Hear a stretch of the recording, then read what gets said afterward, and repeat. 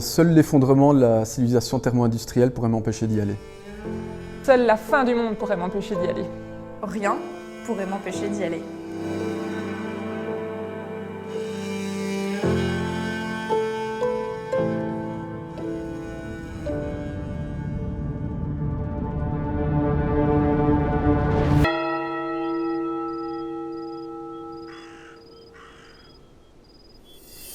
Et oh, c'est bon, c'est fini maintenant. On peut y aller, on peut commencer.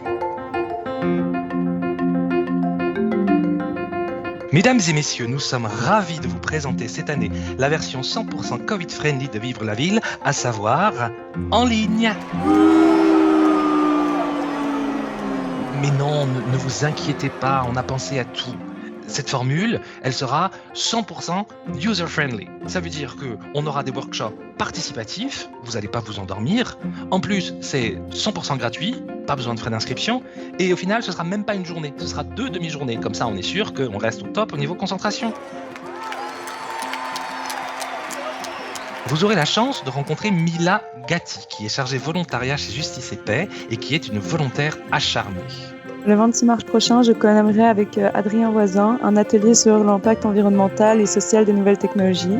Qu'est-ce qui se cache derrière toutes ces belles promesses ? Rejoignez-nous pour le savoir. Vous aurez la chance de rencontrer Elisabeth Jepka, qui est chercheuse à l'UNAMUR en Open Data et Innovation et qui se dit « pas geek pour un sou ». Hello à tous! Notre workshop à nous traitera de l'open data. À partir de quelques cas d'usage et de nos recherches, on va démystifier ensemble ce qu'est l'open data. On va parler du rôle de l'acteur public, des citoyens et d'autres parties prenantes essentielles pour la mise en œuvre d'un projet. Donc quelques apports théoriques, mais surtout beaucoup d'échanges en petits groupes facilités par Datactivist, qui est spécialisé dans l'accompagnement à l'ouverture des données. Vous aurez également la chance de rencontrer Corentin Burnet, qui est prof de management de l'information à l'UNAMUR et qui se dit passionné des données. Vous rêvez peut-être d'escalader les grandes pyramides d'Égypte, mais pourtant, ce grand tas de données diverses et éparses là, qui traînent dans votre organisation, lui, il vous fait peur. Il est pourtant plein de promesses, ce tas, pour celui ou celle qui arrive à l'exploiter dans sa prise de décision. Alors, je vous propose de découvrir ensemble ces promesses de la business intelligence, et puis surtout de vous exposer les challenges qu'elle impose de résoudre, afin d'aider nos villes, mais aussi de nous aider, nous, peut-être, à devenir un peu plus smart encore. Alors, moi je veux bien croire que vos ateliers ils vont vraiment être super. Si je viens, si je m'inscris à vos ateliers, en quoi est-ce que ma vie va changer ? Parce que vous aurez le plaisir de nous rencontrer, Adrien Voisin et moi-même, déjà, tout d'abord. Et ensuite, vous allez avoir un angle de vue complètement différent sur la vie que vous menez aujourd'hui. Et rien que pour ça, ça vaut la peine de le dire. Mais parce que si tu viens, tu iras te coucher moins bête. Parce qu'on a un super animateur et parce qu'en plus on s'est démené pour vous produire un programme de grande qualité. Vivre la ville, ce sera les 25 et 26 mars 2021. 3 conférences, 8 workshops, l'événement sera en ligne, totalement gratuit. Plus d'informations sur www.vivrelaville.be.